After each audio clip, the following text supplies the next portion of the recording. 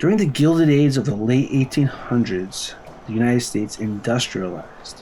While the U.S. developed, there was also an increase in wealth inequality, poverty, poor working conditions, and monopolies.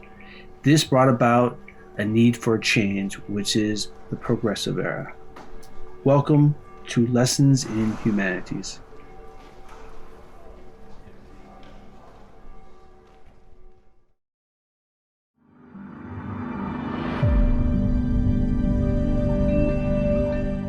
For PowerPoints, Google Slides, primary source activities, full year curriculum bundles, and much, much more for teachers, please visit the Lessons in Humanities store. The link to the store is in the description below.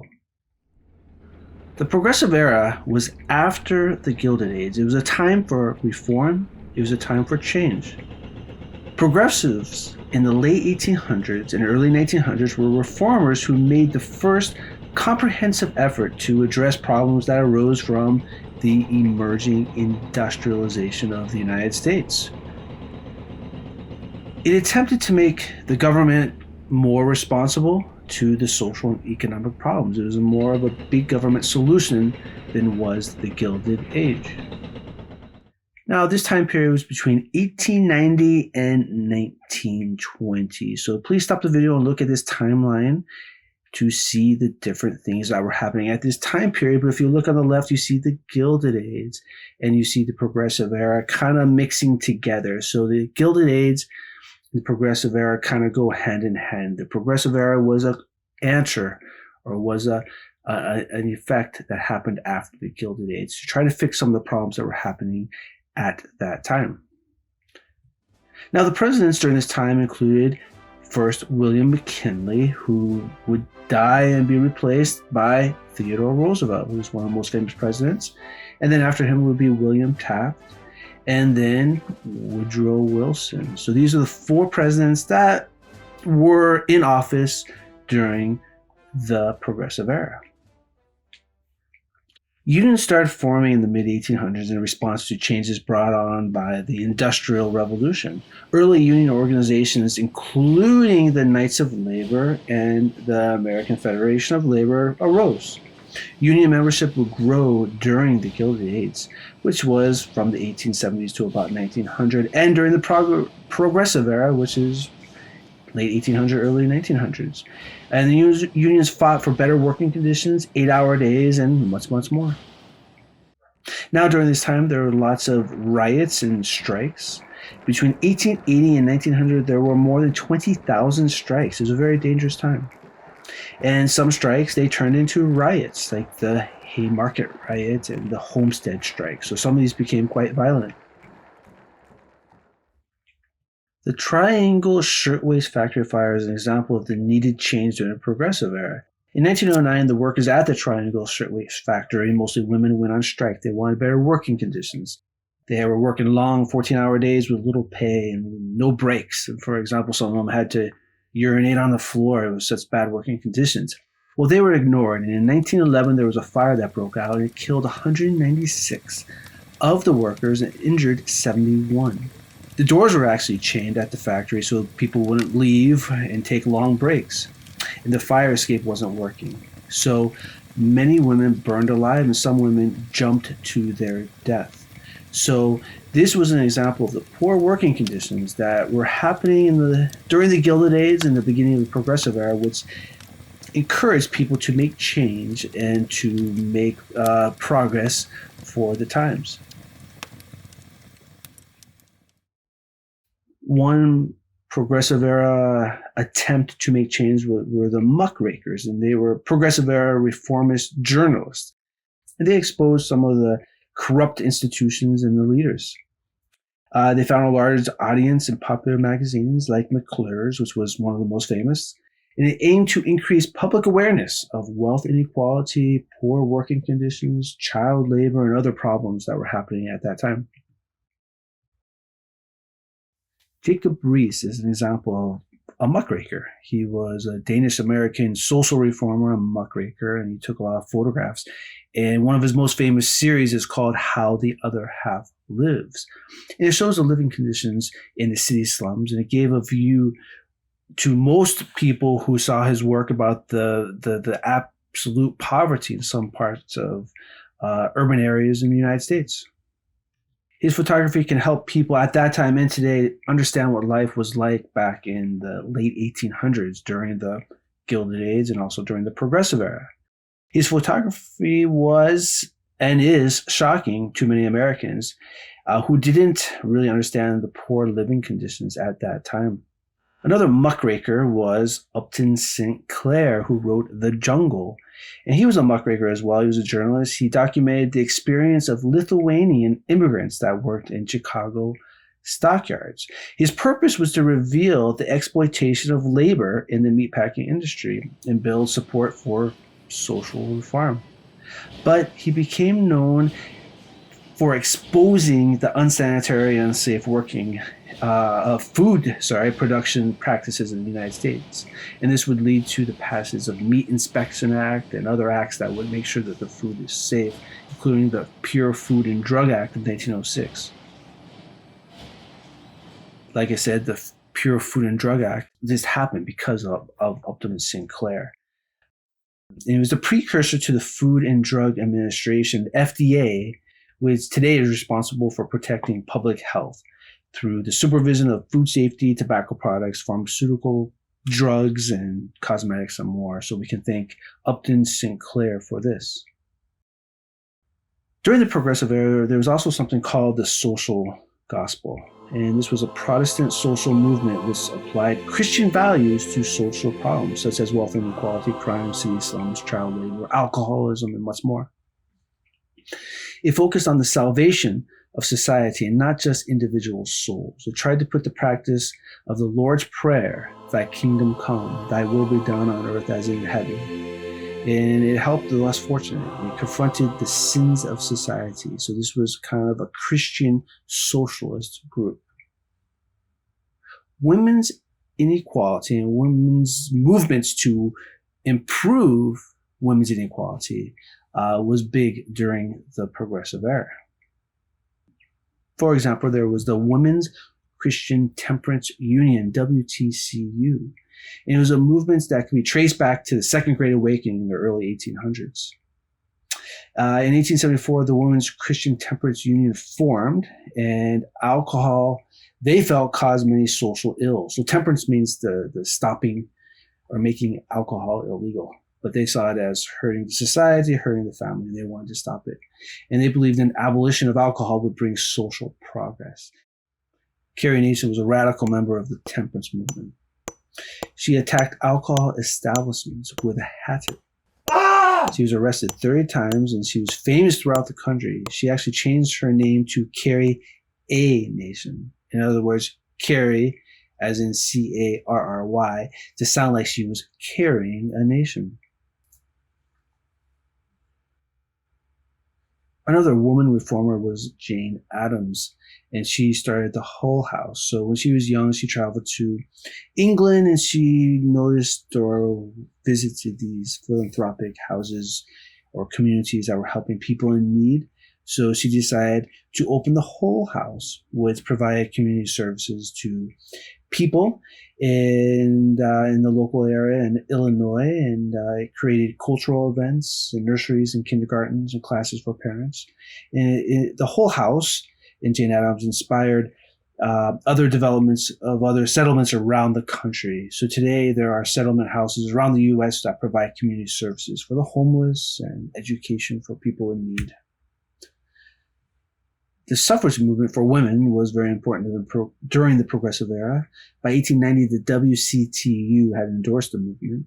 In the early 1900s, the West was more open to experimenting with women's suffrage or women's right to vote. In 1911, 6 Western states passed suffrage amendments to their constitutions. By World War I, which started in 1914, there were marches and protests for women's rights and women's right to vote. Women, for example, picketed or protest outside the White House, and 150 were imprisoned. And while they were pushing for this movement, it should be noted that some women in the South were pushing for women's rights, but not black women's rights. So there was still a lot of discrimination in the South. Now, in January of 1918, the president, Woodrow Wilson, announced his support for women's suffrage. So, 2 years later, after he announced that, the 19th Amendment was passed and it gave women the right to vote. Now, in the late 1800s and early 1900s, during the Gilded Age and Progressive era, monopolies had arrived. And a monopoly is a trust. And monopolies or trusts dominated a product or an industry under the control of one entity. So they had a lot of control. And the Constitution protected intellectual properties and patents and trademarks and secrets and whatnot to promote the progress of science and the useful arts, as it said in Article 1, Section 8 and Clause 8. But the monopolies were new in the late 1800s and they were too big. So there were many monopolies and trusts in the late 1800s. The late 1800s and early 1900s was known as the age of monopolies, with the elimination of economic competition. And there was also poor working conditions and corruption. And some of the big businesses included meatpacking, railroads, oil, and steel. It should be noted that between 1897 and 1904, there were 4,000 companies that consolidated into 257. With the rise of monopolies, there was regulation that was meant to stop them or to make them illegal. So the Sherman Antitrust Act of 1890, it made all monopolies illegal and it limited anti-competitive practices. But there were loopholes and businesses were able to manipulate the laws nonetheless. And in 1914, there was another antitrust act, and it was the Clayton Antitrust Act, which would close up the loopholes. Now, there's something at this time called trust busting or monopoly busting. This was President Theodore Roosevelt, who was a reform-minded Republican. Roosevelt pushed for antitrust regulation. He believed that some trusts were good while others were bad. He was the first president to go after trusts, but his historical legacy as a trust buster is often exaggerated. Roosevelt's first target was the Northern Securities Company, which was controlled by J.P. Morgan. Now, Roosevelt had a rocky relationship with the next president after him, which was Taft. They were both in the same party, and he supported him at first, but he wasn't happy with his presidency. So Theodore Roosevelt, he went on a vacation to Africa, or a trip to Africa and Europe while Taft was president. When he came back, he was very displeased with how Taft had ran the government.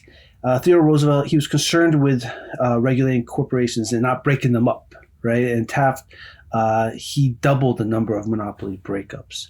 And Taft went after U.S. Steel, which was the country's first billion-dollar corporation. So long story short, Taft, who was friends with Roosevelt at the beginning of his presidency, while Roosevelt came back from his vacation and was not friends with him.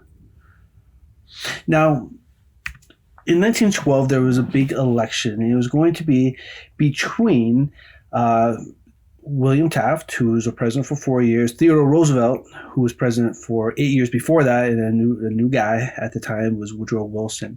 And William Taft won the ticket for the Republican Party, so Theodore Roosevelt was going to be in a new party called the Progressive Party. And this party was also called the Bull Moose Party. So this is one of the more important elections in American history.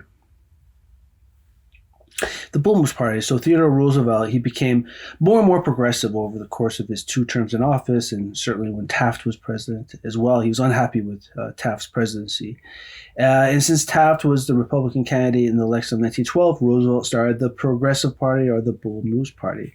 The Progressive Party stood for direct election of senators, women's suffrage, 8-hour workdays, and other progressive ideals from the Progressive era. Now, in this election, Woodrow Wilson, Democrat, would win the election. And the Bull Moose Party, which Theodore Roosevelt began, it would quickly fade away. So Woodrow Wilson, he's going to be the president so though he initially said no to trust busting or regulations, he led more like Theodore Roosevelt. He signed the Clayton Antitrust Act, which I spoke about earlier, which fixed the loopholes in the the Sherman Antitrust Act from before. He also created the Federal Trade Commission to enforce the Clayton Antitrust Act. The Federal Reserve is going to take place underneath the presidency of Woodrow Wilson in 1913. So the Federal Reserve is the central banking system of the U.S., and it's still in use today. Its duties include controlling the money supply, regulating banks, and implementing monetary policy. Now, this isn't the first national bank in the U.S., and though it's a little bit different, but it's the first one was in 1791 with Alexander Hamilton, which was would be for 20 years, and then in 1816 under James Madison would be the second one, which would be stopped by Andrew Jackson about 20 years later, and then this will be the third one, which started in 1913 under Wilson, that is in still use today. Now, Jim Crow South, racial discrimination continued during the Progressive Era. So remember, this is an era of progress and making things better, social conditions better, but discrimination continued. In the South, there was electoral fraud, there was voter intimidation, there was race baiting. The Democratic Party fear-mongered Southerners to believe Black Americans would dominate the country and violate white women. So there was a lot of problems, especially in the South. Legalized segregation which took place, and that's the Jim Crow laws. And at the same time, there were reformers who were cleaning up political machines, and white Southerners restricted Black Americans from voting, and they used segregation to prevent racial strife in the South. Voter suppression. In 1890, Mississippi drafted a new constitution and included provisions for voting. And it said there was like a poll tax, so Black Americans could not afford to pay the tax at that time, and that prevented many from voting.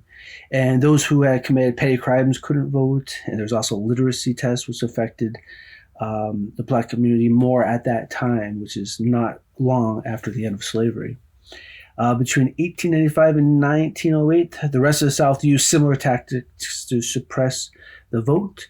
1896, Louisiana, there was 130,000 eligible Black voters for the election of 1896, and only 5,320 voted. In 1900 in Alabama, 121,000, 151 illiterate Black men of voting age, but only 3,742 registered to vote. So it's clear voter suppression happening during the Progressive Era in the South.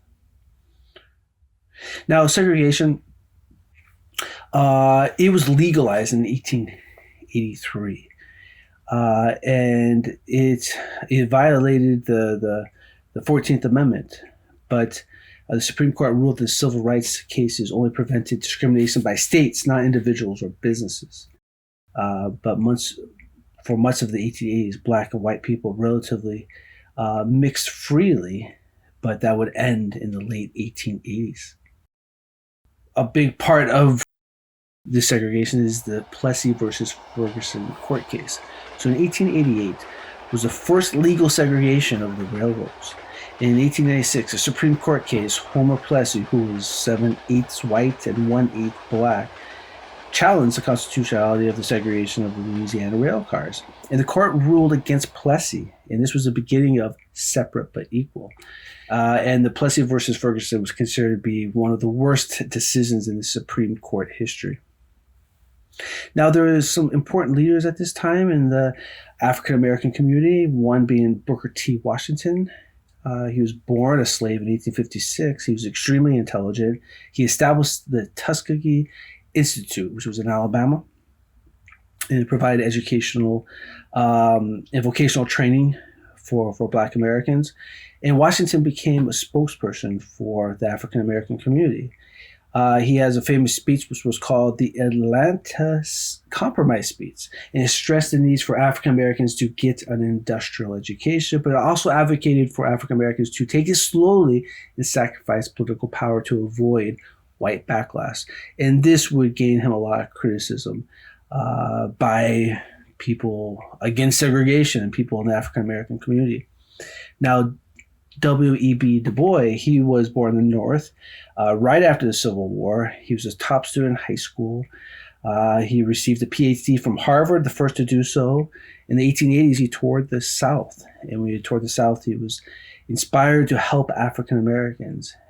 He started working as a professor during the Progressive Era, and he addressed many of the problems in the African American community through his university lectures and books. So he's similar to Booker T. Washington in that he wanted to make life better for Black Americans during the Progressive Era. And he was very critical of Washington's Atlanta speech, that he was too much telling African Americans to compromise with the white people at the time. And he also helped started the National Association for the Advancement of Colored People, the NAACP. Now, there are a lot of differences between W.E.B. Du Bois and Booker T. Washington. They're often compared. So, for example, W.E.B. Du Bois was born in the North after Civil War, and Booker T. Washington was born in the South as a slave. Du Bois got his education. He thought getting education should be the primary focus of all African Americans, while Booker T. Washington believed in vocational training so African Americans could gain job skills. W.E.B. Du Bois boldly attacked white supremacy, and Booker T. Washington was more conciliatory towards segregationists. Du Bois wanted immediate equality for African Americans, while Booker T. Washington wanted incremental change, was more long-term thinking. Du Bois thought it was wrong for Black Americans to earn, in quotation marks, their equality. And Washington was more about economic self-sufficiency, so teaching them to become economically self-sufficient. W.B. Du Bois wrote a collection of essays in what is called The Souls of Black Folk. And in Washington, he established the Tuskegee Institute in Alabama. He received support from whites, but not all liberal Black Americans. And he wrote, his book was called Up from Slavery. And the NAACP was started in 1909. W.B. Du Bois and other activists started it. So that NAACP stands for National Association for the Advancement of Colored People. And its mission is to ensure the political, educational, social, and economic equality of rights of all persons and to eliminate race-based discrimination. And the NAACP is still in use today. So here are my final thoughts. So industrial capitalism during the Gilded Age brought innovation and wealth to some people in American society. It helped the United States develop. But of course, it also brought social problems. And the Progressive Era tried to fix many of those problems. In the middle of the change during the Progressive Era, on December 17, 1903, Orville and Wilbur Wright took the first flight on a motorized airplane. This will change the world forever. The Wright Brothers had worked in a shop in Dayton, Ohio, and they made printing presses and bicycles, motors, and other machinery. Their work with bicycles helped them learn how to balance an unstable vehicle. 11 years after the first flight by the Wright Brothers, Archduke Franz Ferdinand and his wife were assassinated in Sarajevo, and World War I was about to begin. So that will be the end of the Progressive Era, and a new era will begin.